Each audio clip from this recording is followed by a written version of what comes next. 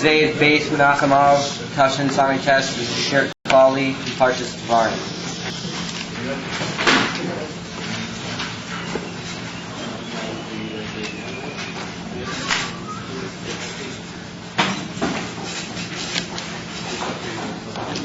All right, so we're turning to the beginning of Sefer Devarim, Parshat Devarim, chapter Aleph,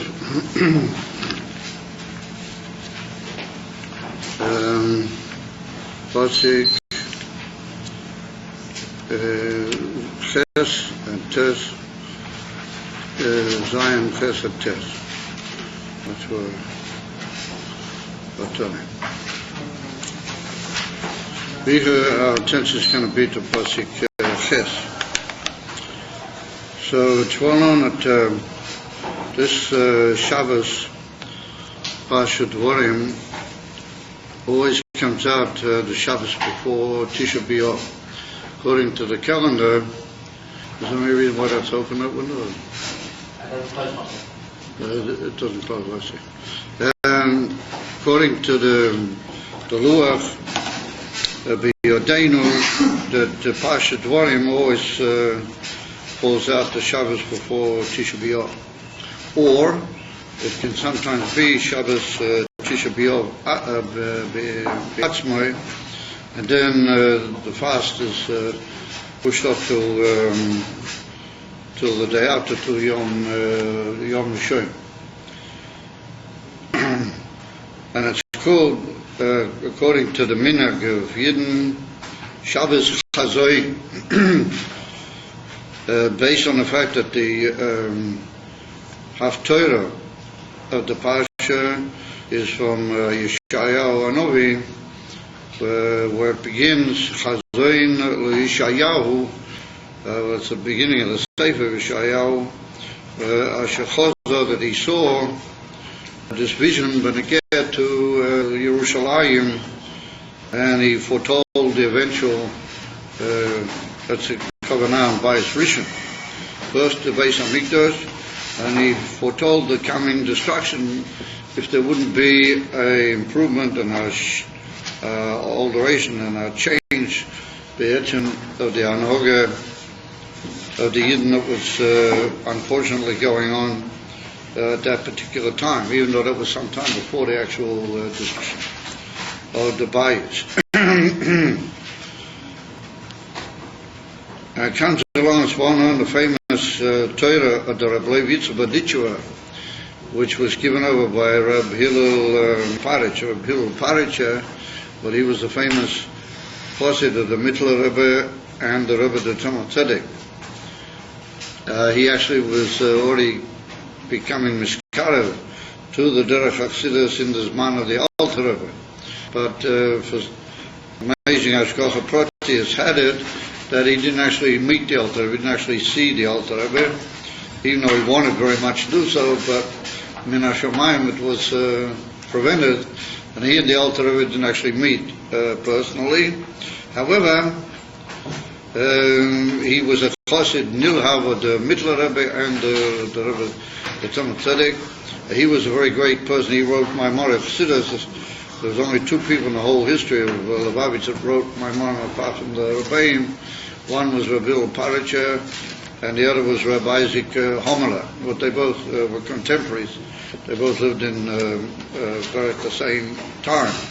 And Reb Hillel Paritcher was once on a visit in the area where people who knew the Rebbe Ditchua, after his Stalkis, and they told him, and they gave over to him this famous Torah in the name of the Bedichua, why is it called? And he repeated it over to the Chassidim of the Rebbe the Tzemach Tzedek, and it's brought down right near the end of the Rishimis of the Rebbe the Tzemach Tzedek on the Megillah Eichel, the Lamentations, which hopefully we're not going to read. Right near the end of the Tzemach Tzedek's notes on the Inyan, he gives out the Rebbe Tzemach Tzedek writes that the Bedichua, I believe it's a Bedichua, was reported by Reb Hillel Paritcher as having said this and this. And what was it? that why is it called Shabbos Chazain? Because the word in Aramic for seeing is Chazah. He saw Chazain is like a noun, and a Chazain means a vision. A vision is something that you see. Therefore, everybody is shown. The Eibishter comes to every Yid on Shabbos before Tisha B'Av. In other words, Shabbos Parsha Devarim, and he shows him the third Beis HaMikdash. Every Yid has the ability to see if he only wants to open his eyes, and he only wants to open up his neshama and his guf and his eyes and all the other inyanim. He can see the third Beis HaMikdash on Shabbos Chazain. And the Badichua went on and he brought a long mashal to the Indian from a father who had a most beautiful garment, a beautiful suit that he wanted to give his growing son, who he was so happy with and so proud of. He gave him this beautiful suit, and he held it for a certain time, but afterwards he dirtied it and made it, tore it and made it look improper. So he took away from him the suit, and then after a long time he decided to give it to him again, and he gave him the suit again, and then second time round he didn't look after it, and he tore it and dirtied it. So he took away from him the suit again, and then Mizman Lizman, he shows him the suit again, and he says to him, you see, I'll give you the permission to look at it, and if you only improve your way, and you'll be worthy of gaining the suit, and it'll become like a teva in your whole life. Teva meaning the idea of nature. It'll become like a teva in your whole life. So then I'll give you the third suit. All right, I'll give you the suit a third time. That's the Be'er, the famous mashal of the Rav Levi Badicheva. So we're not concerned so much in this class with the actual details of the mashal and why he referred to the Beis HaMikdash as a lavush. Why did he choose? And we find other mashalim from the Badicheva where he uses the concept of lavushim. It's not the place to get involved in the whole big arifis in that particular. However, with the fact that he calls it Shabbos Chazain from Rosh Hashanah, and everybody's able to see the Beis HaMikdash on this Shabbat. Now we see at the beginning of this week's Parsha, we see that Moshe Rabbeinu retributes, he calls the Yidden to Teichacha. How to say Teichacha? To reprobation. You know, he musses them. How do you call it? He gives them starke musa. But that's based on the fact that the Pasuk calls Teichacha musa. And as well known, in Mishlei, the famous lesson, Derech Chaim Teichachas musa, that the right way of life is to receive and be willing to take Teichachas musa. How do you call it? Retrobation, or being told where you're wrong and what's wrong with you in order to alter yourself. But that's the whole concept of Musa. So we see that he begins Moshe Rabbeinu the whole the Sefer Devarim with an infant Teichacha to the Yidden and an infant Teichachas Musa Davke. We'll see the Behemshik to that, and before he's actually completed even the Ramazim of that Teichacha, which according to some of the great Meforshim spreads throughout the whole Sefer in a way. It governs the whole way in which the Sefer is given over, the whole Sefer Devarim. We see that Moshe Rabbeinu uses an expression, Riyeh, you must take a look and you must see. Now Riyeh is even more powerful than Chazain, because Chazain is an Aramic word, and the truth of the matter is that it's brought in Maimonides Siddur that the Aramic word Chazor or Chazain doesn't really mean physical seeing with the physical eye in the simple sense, but it means more like I hope you put that away, my son. It's I'm pleased to say it wasn't a telephone, but it shouldn't be played with, I don't think. Is that the Chazain means like a spiritual thing, like a vision in spirituality, but not actual seeing with the physical eye. However, when you say Ri'ei to somebody, take a look, then you mean he should see with the physical eye. And we're going to see that occurs more than once in the parsha. The Moshe Rabbeinu addresses the Yidden with the expression Ri'ei, but that will fit in very nicely with the concept of the Levitzvah message of Chazain, and it goes throughout the whole part, the whole Sefer, and then in another 2 weeks, there's 2 or 3 weeks, there's the famous parsha called Ri'ei, and that's Mamish Parsha Ri'ei, and over there, Moshe Rabbeinu calls the Yidden to look and to see Mamish Inyonim in Elokus. And Parsha Ri'ei, Derech Hagav, always comes out either Shabbos Mavochim Elul, or it's Rosh Chodesh Elul. That's the way it comes out, doesn't it? Is once again a strong indication that the whole book is based on the concept of Teichacha, of calling people to, as it were, to Musar, and that leads to an opening of the eyes, and that brings to the union of Re'iyah B'Pashtas, and ultimately to the preparation to enter Eretz Yisrael, and to go into Eretz Yisrael in a form of Yad Roma, and to take over the whole of Eretz Yisrael in the way that was meant Al Pi Torah. But we're going to see exactly what that is in a minute or two. However, suffice it to say that we see that the whole parsha it goes in that line, and the whole Sefer goes in that line, and then the last significant parsha before the final parsha in Sefer Devarim is Ha'azinu, the song that Moshe Rabbeinu said, the famous Ha'azinu, Hashamayim, and Rashi also writes over there that's Divrei Teichacha. It's how do you call it there? A starke Musa and arousal to the people prior mamish to Moshe Rabbeinu's passing. But adnere inyonim. Well, from that we see that if you give a teichacha and you're able to receive teichacha in the right way, then that leads to a shinui in the malus of the mensch, to the point that he's able to actually see things begashmias kipshutei, and that's the Indian of the Rebbe's Indian of opening the eye.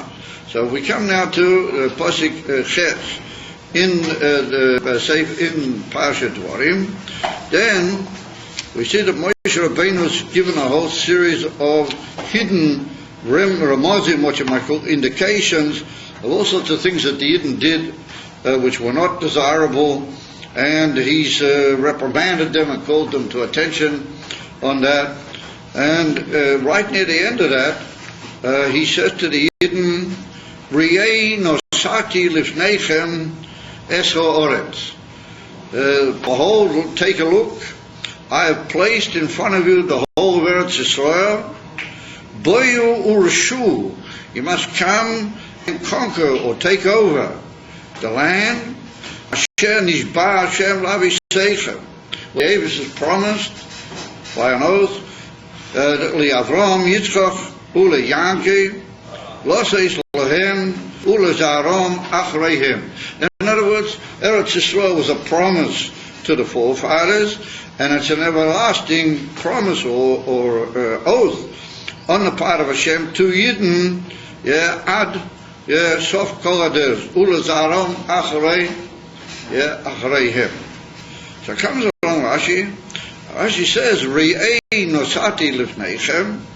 So Rashi says, Be'einechem atem royim. Ri'ei nosati, with your eyes you can see.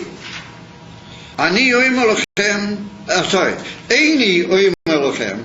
I'm not saying to you, mi umad. But mi umad is a Russian in the Gemara meaning just from hashora. How do you go just by what I judge, what I consider. Estimation. Yeah. Eini yoim elochem mi umad, umishmua or from what you might call hearsay. Shmuel from Russian to hear. That's like the idea of a rumor or things that people say over. No, I'm not telling you from what I've heard or what you've heard, and I'm not basing what I'm saying on a careful estimation of the situation, but you are seeing with your eyes that you're going to get Eretz Yisrael. I put Eretz Yisrael in front of you. Bo urushu, come and take it over.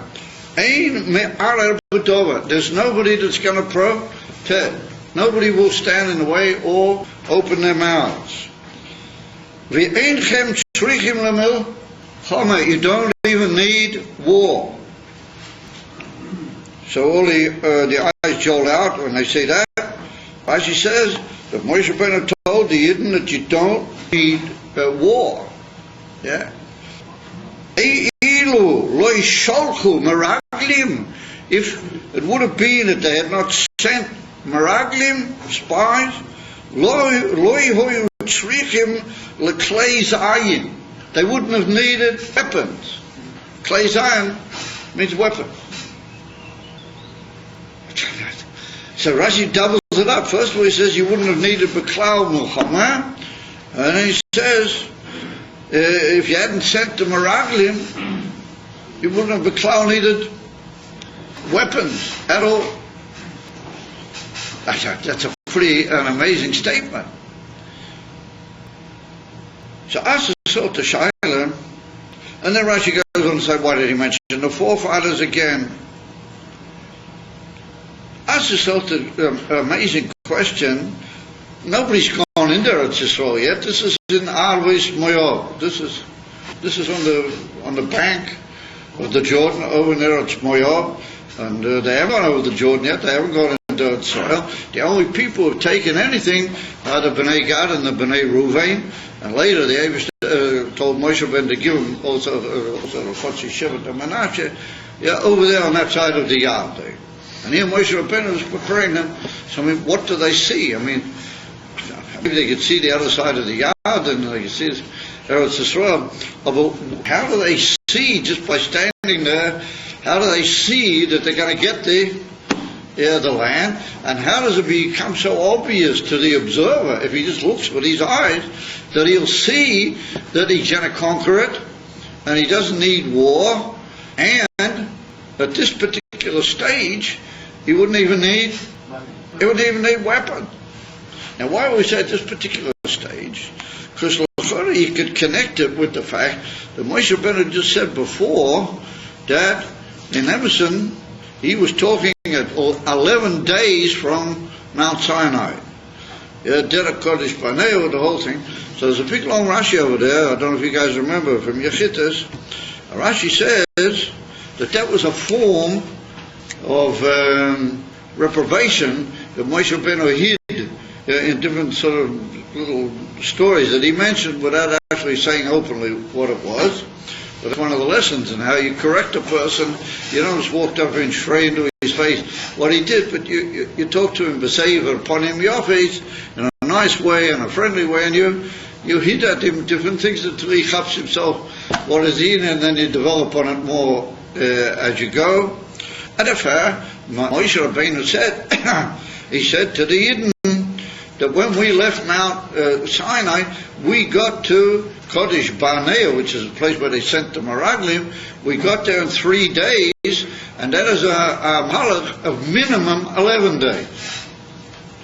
In other words, if you're walking at normal pace, then it would take you 11 days, and you guys got there in 3 days. Rashi makes a whole cheshbon. They stopped here and they stopped there, but nonetheless, it took them it took them 3 days. So there's another whole question. Some of them, unfortunately, Rashi, are they bringing Rashi from another place where it's much from a Rashi in Nach, and also maybe in the Gemara, that Rashi says that really they did it in 1 day, not in 3 days. And here, Rashi says 3 days, and other places, much more that they did it all in 1 day. Oh, but that's a big discussion, which not really to get involved in here. But they had a miraculous, what's called Kvitas Adira, springing of the way. And what should have taken them 11 days took them 3, and that's where they're holding right now. And so at that point, Moshe Rabbeinu said to them, listen, we're going into Eretz Yisrael.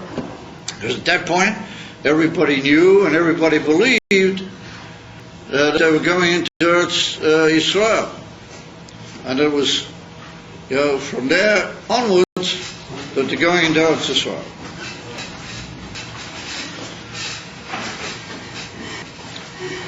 So we have to rely on the fact that you guys were busy with a Hasidic Verbringen. Whatever, I can't have much to say based on the fact, based on the old Hasidic cloud, that what a Hasidic Verbringen can achieve, well, it's the Alter Rebbe's cloud. The Alter Rebbe said it by a whole meeting of the Talmidei Magid, what a Hasidic Verbringen can achieve, Afilu Malach Mechoel and Malach Refoel, you can't achieve. But you got to be careful to say the names of the Malachim, but it's written in the story, the names of the Malachim. It's brought down the Arizal states from the Rabbeinu Chaim Vital.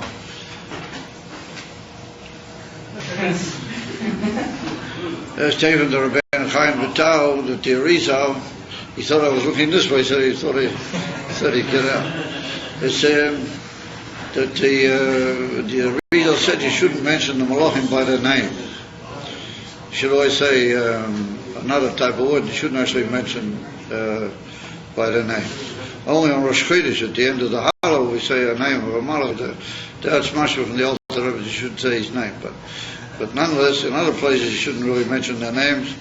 But after Shabbos of the Yotzeit from the Arizal, so it's such kocha pratis that have popped into our minds to mention the Arizal.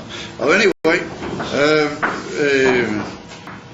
So Rashi says that they did it all in 3 days. They did it all in 3 days here. In other places, maybe hinted it even at 1 day.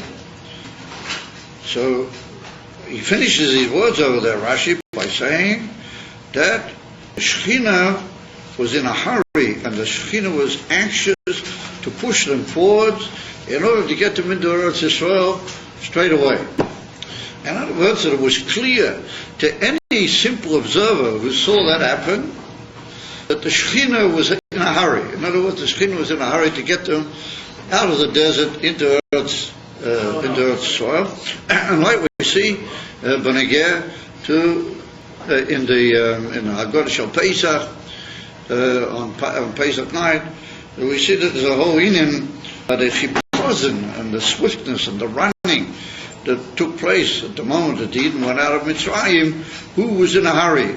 Is it the Mitzrayim that were in a hurry to get the Yidden out of them as soon as possible? Or were the Yidden in a hurry to get out of Mitzrayim as soon as possible? Or was it that the Shekhinah was in a hurry? It's a Masuk in the Gemara, Masek the Brachas. It's mentioned in the Mefoshi Haggadah, and it appears the one can be medactic in the Haggadah Shel Pesach that the Shekhinah was in a hurry. In other words, it was clear that the Eibusher was hurrying everything. He was hurrying to get the Yidden out of Mitzrayim.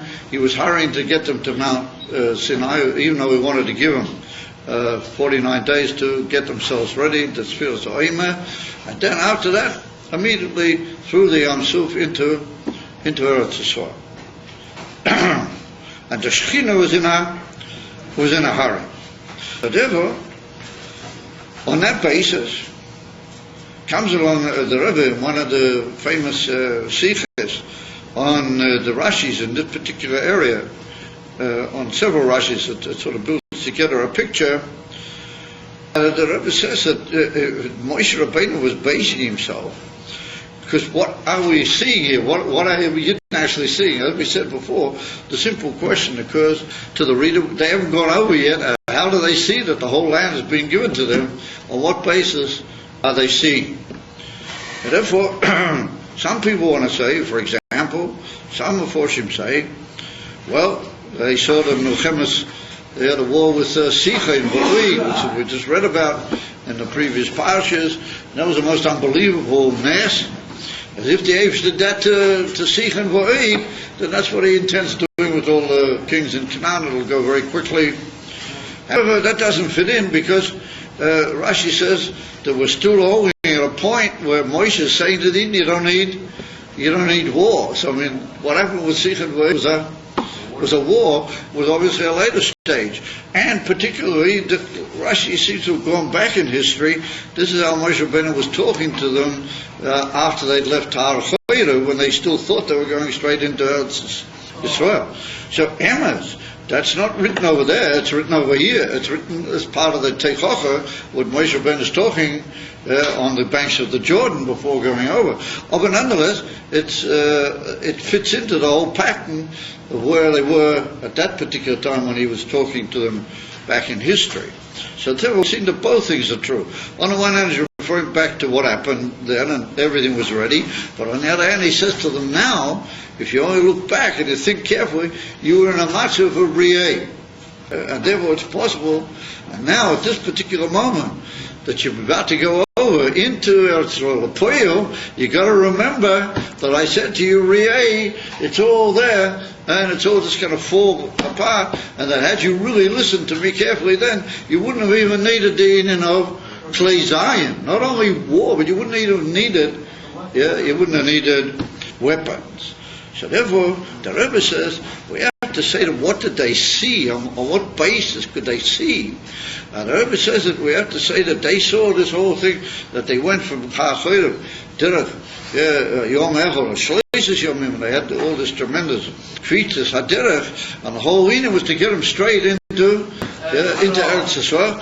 And therefore, they didn't see that we're going into Eretz Yisrael, and that the whole thing is completely L'mayla mi'at teva. It's not al pi teva biklal. Why should all of a sudden the Eibush should stop at any point if he's moving them? And the Shekhinah is mitlabes, to get them into Eretz Yisrael. Then you can see, you look carefully, and you can see that the Shekhinah is hurrying. Just like even the Mitzrayim realized that the Shekhinah was in a hurry. And if I could do it, the simple observer could see with his eyes that the whole thing is falling legamri apart from Teva, and it's going l'mayla mi'at Teva. And ever, Rashi says that if he hadn't sent the Meraglim, then he would have been able to go straight away into.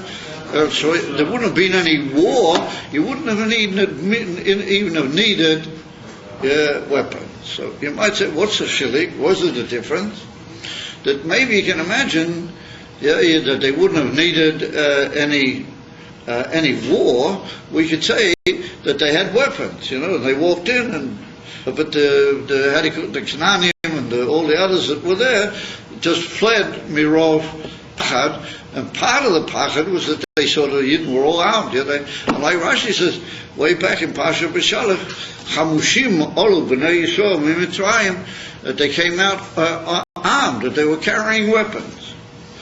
So it's much better that there was a trace of weaponry.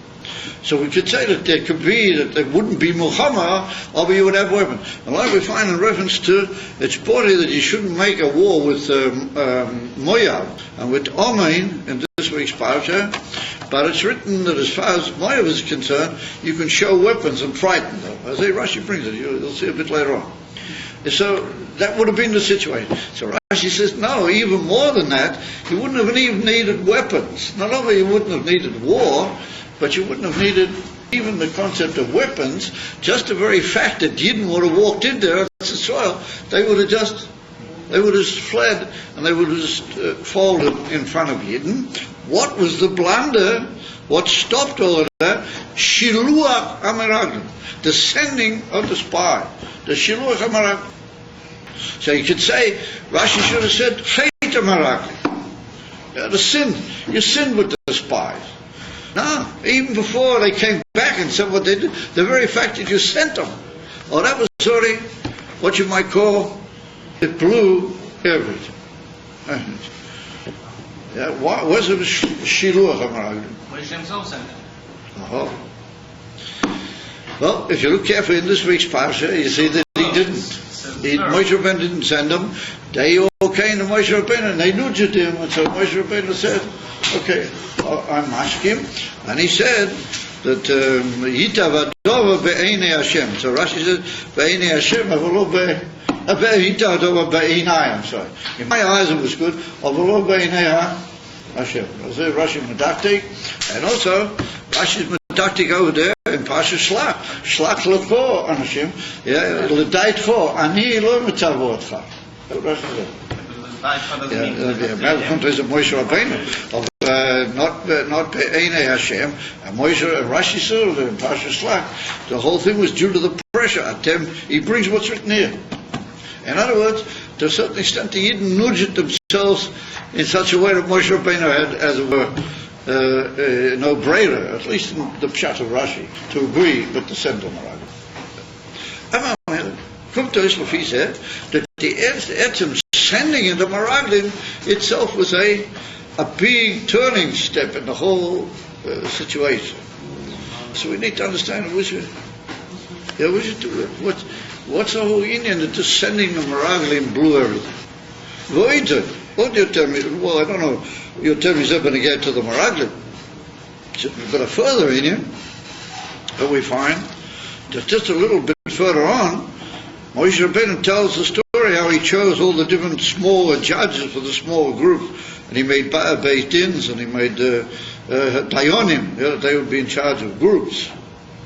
And before he says that, Moshe Rabbeinu says, I told you then, Lo yuchal levadi seiseschem. I can't possibly carry you guys, it's too much for me. Lo yuchal levadi.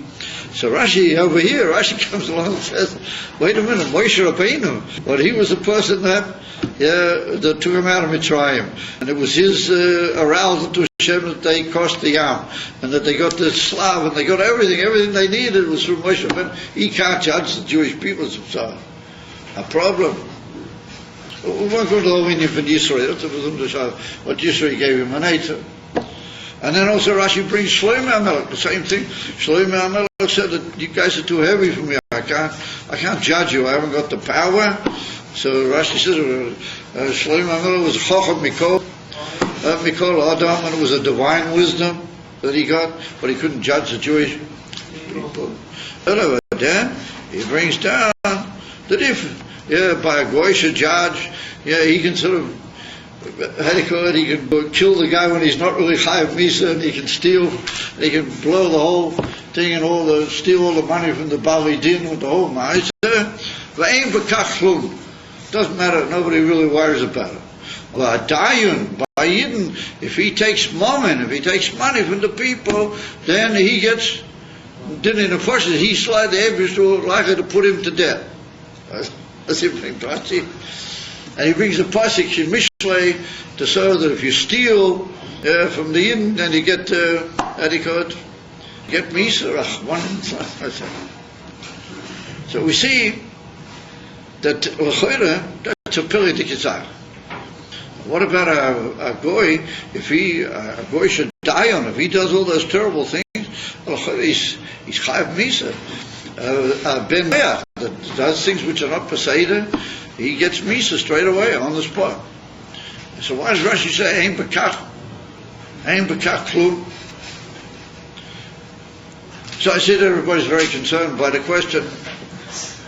Everybody's very worried, very deeply concerned, and maybe I disturbed the sleep of a few people. How dare Rashi say that Ein B'kach Klum? So anyway, we're not going too much into that. However, by the Yidden, it's not like that. Rashi says, but by the Yidden, the Eivshter elevated the Yidden, he made them greater than their Dayonim. That's what Rashi. The elevated made them even greater, and therefore, if you say the wrong thing, you paskin wrongly, he was just talking about some money. You paskin wrongly, and you give the money to the wrong person, then boom, the Eivshter's going to, they're just going to demand of your life.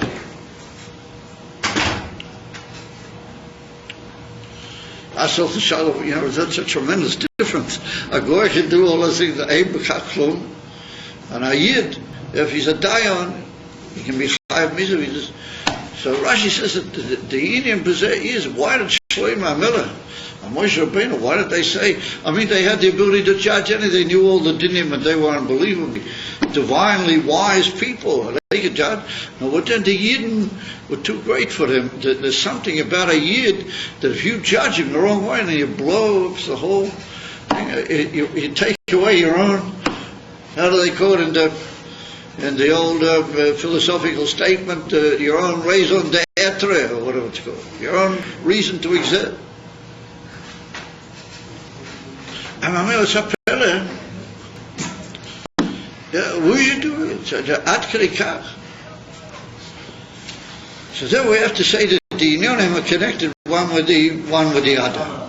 We have to say that the whole Indian of Ri'eh and the whole Indian of the fact that Moshe Rabbeinu stirs the Yidden into such a readiness to go into Eretz Yisrael that they won't need not war and not Klei Zayin, that Gufa in Mitzad Gewaldige Meile of a Yid. That a Yid is really beyond all limitation. And therefore the Rambam brings down in Hilchos Gezeilah, it's a famous Rambam, even though it's based on a Gemara, Masechta Bava Metzia, and it's based on a Raisa in the Gemara, but the Rambam touches it out there, Gishmak, that if you steal or fill one pruta from a Yid, it's like you're stealing an Neshama, like you're taking away his whole life. Yeah. Kilo Gezel es Nishmosa. He brings the Rambam, and therefore stealing is a terrible, terribly serious matter. He brings the Rambam. Afila a pruta, how do you call it? A pruta achas. It's like the way you took away like the way you took a penny, like the way you took a person's life.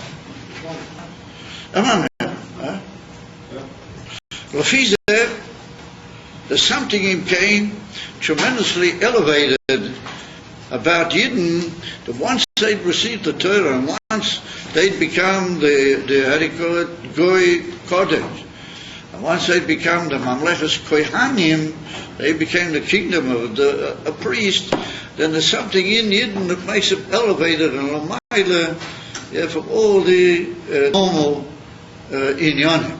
And therefore, even Shlomo HaMelech said he can't possibly judge the Jewish people. And I don't know, Dafki Yid like Shlomo, he was able to see that he can't judge a Yid. That's an itzad. And therefore, we find in the Gemara many warnings to Dayanim that it's better to keep away from the whole thing. You should only judge a din Torah only if there's absolutely no greater, and the people are not going to accept it unless there'll be a din Torah. You should try to avoid it. And therefore the Gemara brings that to make a pshara between Yidden, a pshara means like an agreement, but how do you call it, what's the word? Settlement. Excellent. Compromise. Yeah, compromise. That's the word. You make a compromise between them, then that's the highest thing. That's the best and highest thing to do. And in fact, we have to say Bo'efen Koseh. So we can sum up the whole Inyan. We can sum up the whole Inyan Lefise.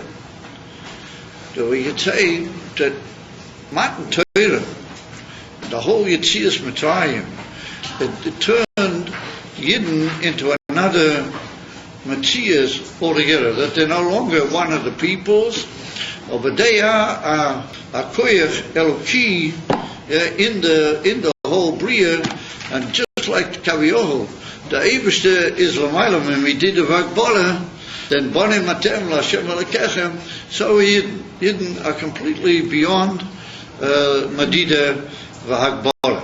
And Mitzad the Nefesh Elokis, a Yid has got unbelievable energy that he can let fly, and he can literally change the whole world, or to use the expression, he can explode the whole world. And the reason that we don't do that is because we walk around coming to terms with the other nefesh that we have.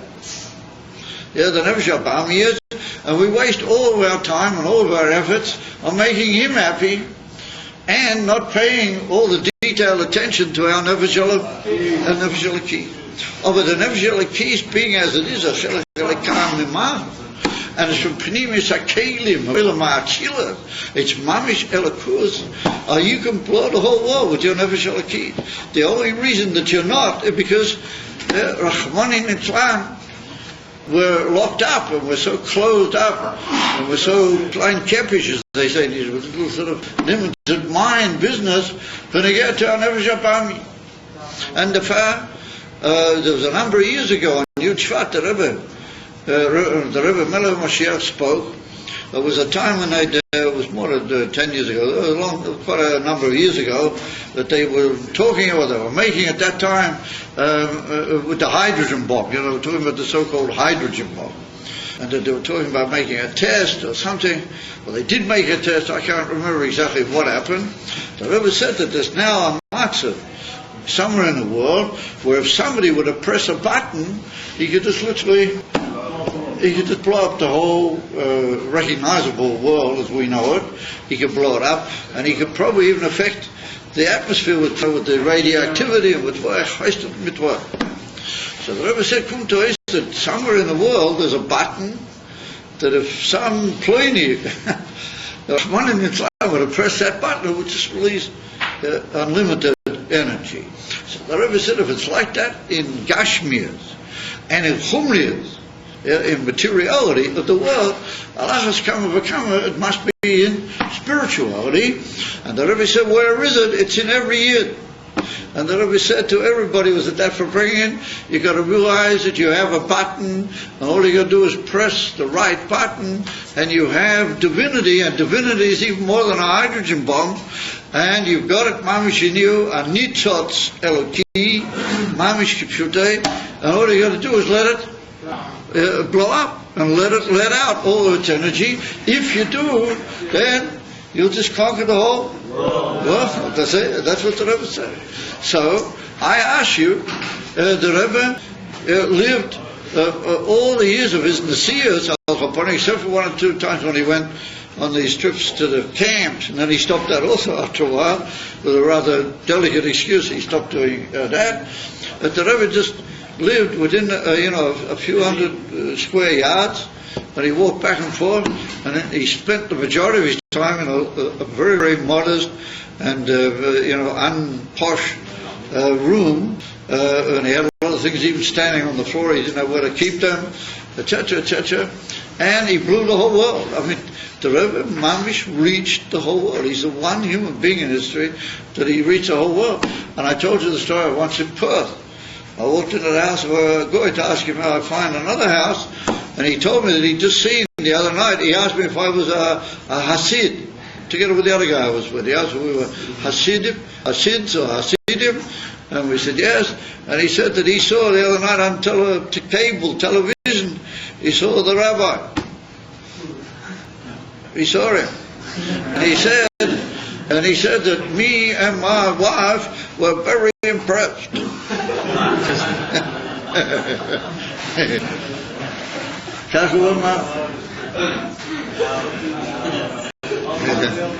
So the Rebbe reached the whole world, even the other edge of the Australian continent, way down in a little old Balabatish suburb in a place called Perth. Is Mamela Lafise, and he impressed people. That's the whole thing. I mean, a lot of people should have said, this is weird, rabbinic figure, or whoever it is, these Yidden with the rabbis and all that, it should have been Brigas or something. I don't know. No, we were very impressed. And Mamela, that is the Indian of letting forth your energy. If you deal with your nefesh alakis the right way, you can just let forth unlimited energy. And that's what Rashi is hinting at, that these two things go together. The fact that even Moshe Rabbeinu said, I can't really judge Yidden, I can't really mix into their lives and pass and fuck with. He said, because Yidden are, they're beyond their dayanim, and if you cheper with them, then God forbid, you're taking away the reason for your existence almost. You can't do that. And even Shlomo HaMelech, says Rashi, Shlomo HaMelech, that he asked for wisdom and he got it, even he can't do it. And in fact, Yidden Aim Kain Lamailami Kol Amadidas, and that's what Rashi hints with the first Rashi, that he said, you guys can see with your eyes. You people are not limited little people sitting in your back garden over in Perth, and you just see a bit of cable television, and you did. But you are able to see with your eyes. If you use your eyes the right way, then you are Einchem Yois. You are seeing, and I don't need to tell you, not from Hashorah and not from Shmua, because those are the way that the information normally reaches people. Normally they estimate that this and this is the situation, or they hear a judgment from another person. No, Yidden are not like that. Yidden can see, even though it hasn't happened yet, but you can see it with your eyes that it's about to happen, and you can see where it's going to happen, what's going to happen, because you people are L'mayla Mikol, Ateva, L'mayla Mikol, Ainyonim, L'mayla Mikol, Medida, V'Hagabola. It's understandable that put down in the Hemshech some above, the Rebbe brings down Pasha B'Chukoisai, that the Baal Shem Tov was able to see from one area to the other something like Arba Me'esh Parsa. I mean, that's quite a bit, it's about 800 miles. In other words, that was, I suppose, a minimal that the Baal Shem Tov was able to see in Gashmi Israel. He was able to see things that were going on, who knows where. Because Baruch Niyas, the Baal Shem Tov, had reached that unbelievable point that he'd pressed his button, or he was in the middle of pressing it, in the middle, the energy was releasing itself, and therefore the Baal Shem Tov also reached people all over the place, and he knew things about what was going on with people that all the Talmudim couldn't figure, and therefore he spent time traveling from one place to the other, because he knew that in another corner, way over in some other country, he would find Pliny Ben Pliny. Now the Rebbe did the same thing with a lot of people without even traveling. The Rebbe sat in Brooklyn and asked Shluchim to go out to certain people that nobody knew why the Rebbe sent them over there, even without mentioning the people that the Shluchim got there, and all of a sudden they woke up.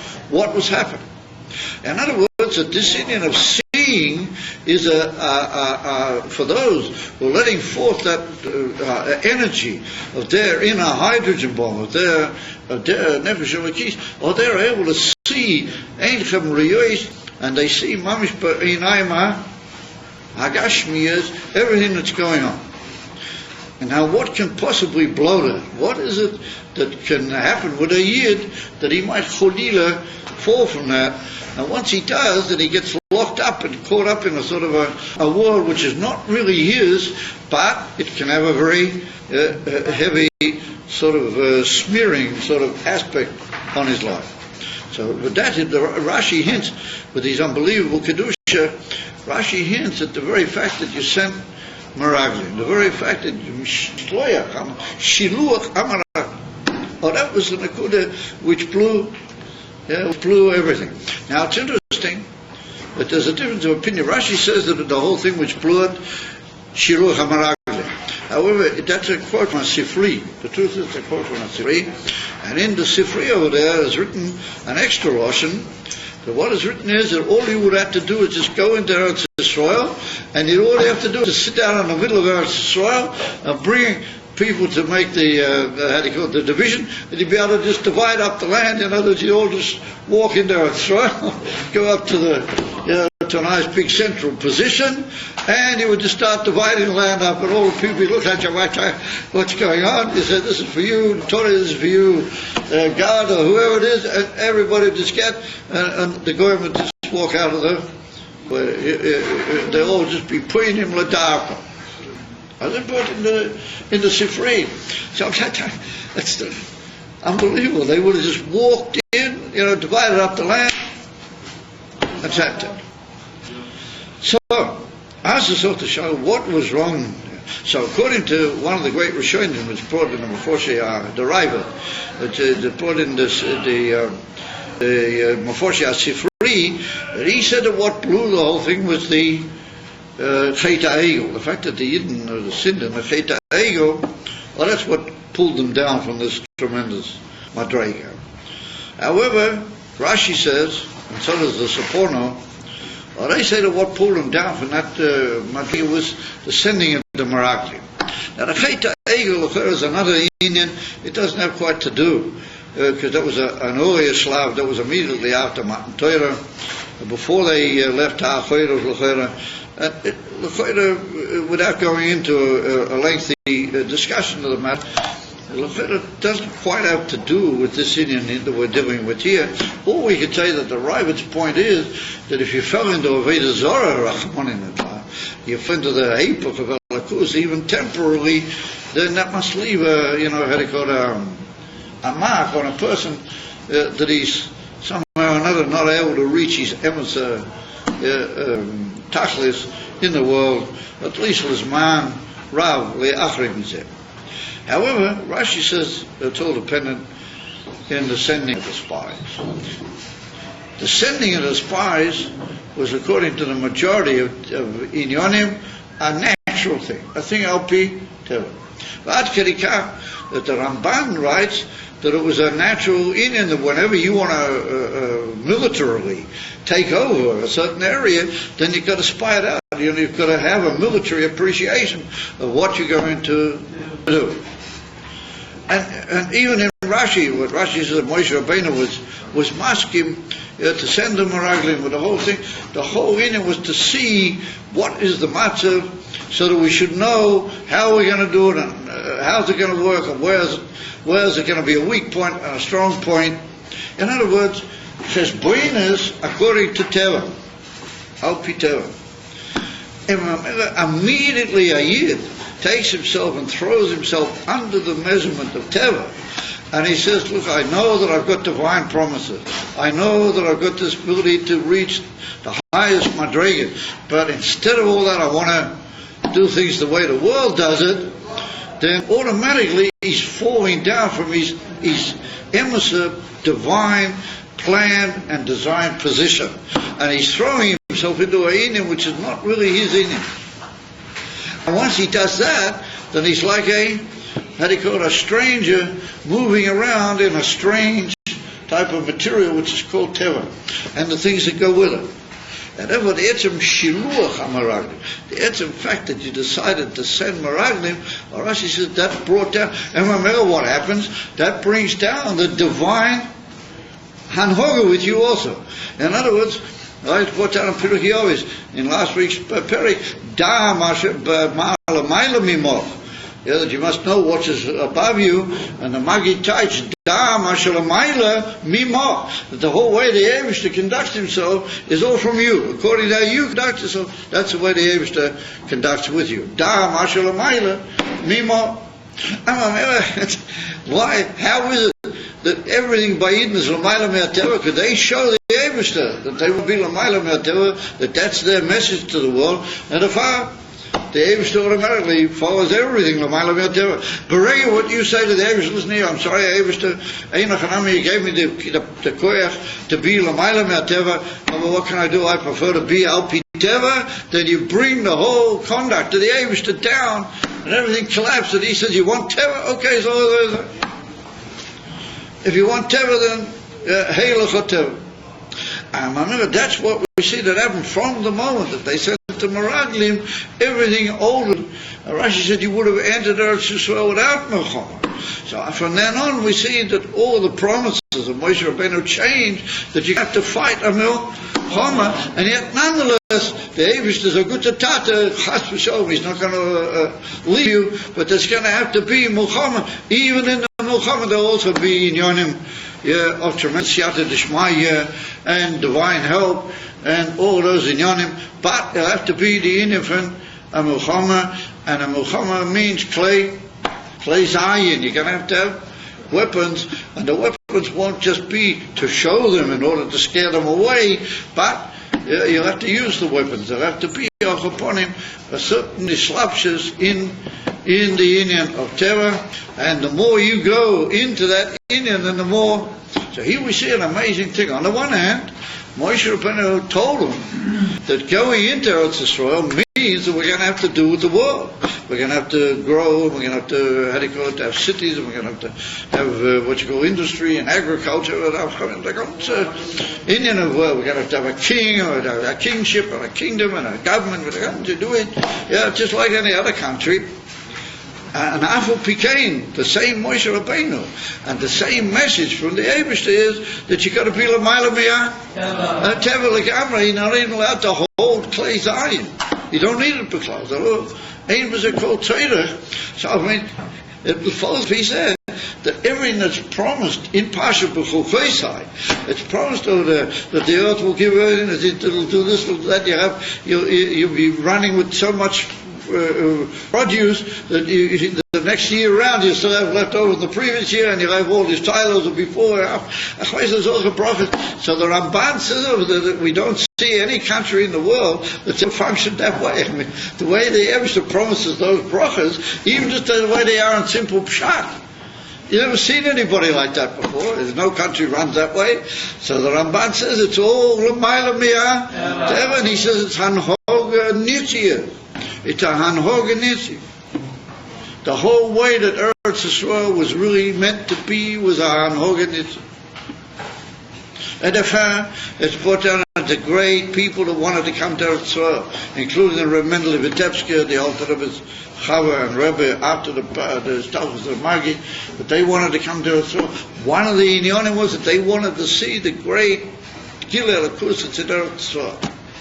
And it's still hidden there in the stones of Eretz Yisrael, that if you want, you can be like Amri L'mayla Miyah, whatever, and you can live in such a way that all the brachas and all the inyonim come to you in a way that it's clear that it's not the way it functions by the rest of the world, but it's inyonim completely beyond medida and measurement of the ordinary laws of nature and teva.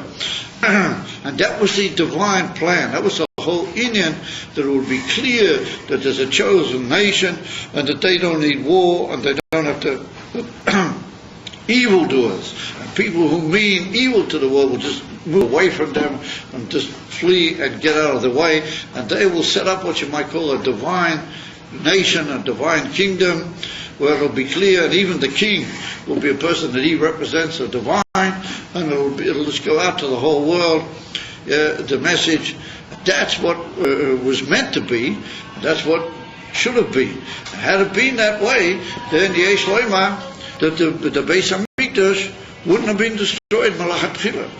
And that's what Moshe Rabbeinu wanted to go into Eretz Yisrael. So the Mittler Rebbe brings down the beginning of the Sha'arei Tshuva. The Mittler Rebbe says that if Moshe Rabbeinu would have gone into Eretz Yisrael, then the Beis Hamikdash wouldn't have been destroyed. Wouldn't have been possible, because the whole Hanhoga would have been the way it's really meant to be.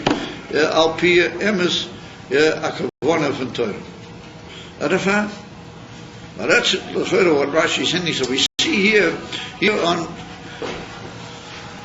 Shabbos Chazayim. So I can see we have to close all the Sforim. Everybody's running away.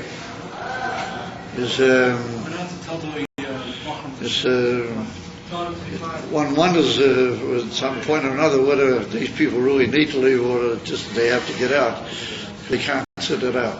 Anyway. Rabbi, you want to tell the Bachar in the hallway to stop screaming. Oh yeah, could be.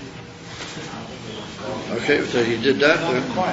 First of all, he hasn't got much chance of having any hatzlacha. And second, we have to say that we're Meichel. Erefa, he said that ultimately everything stems like the Rashi brings, like the Rebbe brings in that Sikha, being Mavaya Rashi, that if you just look at the way they got out of Egypt and they went from Matan Torah all the way through to Kadesh Barnea, that should have been so told you don't need to send Meraglim. You can see the Shekhinah is in a hurry.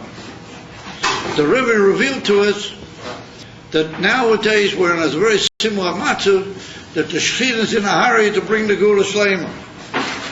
And that was the message of the Rebbe, and that's his indelible message. We mustn't let anybody, be matashtish and say, oh, there's a hin and a hair. But we have to know that is the central holy message of the Rebbe, that the Shekhinah is in a hurry to bring us to the Gula Shlema. So, and we see it, you can see the Rebbe said all the signs are there. And what is Rachmani Nitzlan? What is happening in the so-called Israel, the so-called state, is exactly peak verkehrt. I mean, ad k'dei kach, that it's mavhil, what is happening, that they're just going in the absolute opposite direction of unbelievable kneel, how do you call it, surrender, and giving away of themselves to the goy. And instead of saying that we are the leaders of the world, we are the ones who have been elevated beyond all the peoples of the world, we are the big miskin, and we are the big schlepper, and we are the big one that's impossible to do anything, and we have to let the goyim decide everything and run and destroy not only what we've already achieved, but put everybody into the most terrible pikuach nefesh that's ever been in history. Well, all your term is there. V'ad k'dei kach, that the so-called president, Roish Memshola, that he shouldn't be called such a name, that he's planning making an inquiry, how do you call it, an official inquiry into why did they make that war in Gaza just a few months ago. They made the war against the precious Palestinians, and maybe knocked a few of them off or blew up a few of their buildings, but that is a crime against the state of Israel, and it should be examined, etc., etc. So you can see just where the matzah is holding. And you can see how far we've fallen absolute hypocrite of what's written in these pasukim. In my minute, the answer that the Eibishter sent to the world was Melech HaMashiach. And that's the Rebbe, and the Rebbe said it, we said peak to say, be the hydrogen bomb releasing its unbelievable energy in one place with a small button, which was the door handle of his office in 770, or however you like to describe the enemy of the button. And the Rebbe said that the only way is we're going to go back now, since we're holding by the entry once again into Eretz Yisrael, and the Shekhinah is in a hurry. There's no time anymore. We want Mashiach now. It has to be miyad, and it has to happen swiftly and immediately. For all sorts of reasons known to the Rebbe amongst them, that it's a terrible pikuach nefesh, not only for Yidden but for the whole world. And therefore everything is in a tremendous hurry, and therefore we've got to realize that nisim are happening, all sorts of unbelievable nisim, which despite the terrible choisha have actually occurred and are continuing to occur, and even to the point that somehow or another, or these unbelievable war criminals that are trying to sell away Israel, the so-called Israel, to the goyim, every now and then these amazing sort of nisim help, and they fall over their own feet and they end up contradicting their own policy, etc., etc., in the most amazing way that doesn't make any sense. And so we see that there's this unbelievable koyach of sheiv of kol almin, or the inif of gilui nes, and some of the nisim are meluboshim b'darei hateva, and some of them are lamaylam hateva, that we see this movement, this tremendous hurry of the Shekhinah. The Rebbe wants that all the Hasidim should bring all the Yidden to get into that mood that we're running and we're hurrying with the Shekhinah together, that we don't have any time anymore. There's no time for the goers, there's no time for sitting around. We're all in a hurry where to get into Eretz Yisrael the way it was meant originally with the Beis HaMikdash, a Beis HaMikdash HaNitzchi, a Beis HaMikdash will come down from heaven and it'll be everlasting, and all those inyanim which would have been and could have been, as the Mittler Rebbe points out, had it been done exactly the way Rashi describes, and not to fall down into the concept of Teva, not to throw ourselves into the idea of Teva and say, how can we possibly do it? The Rebbe said, if you let fall the energy of the hydrogen, we can do anything.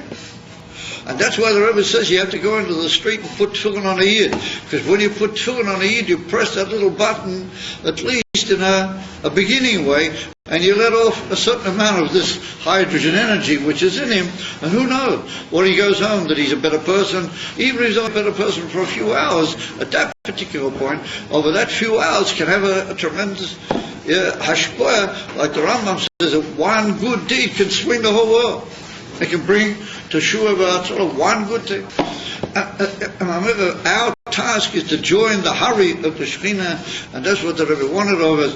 If we do that, then we don't need weapons. You don't need all the mines. Some people say, well,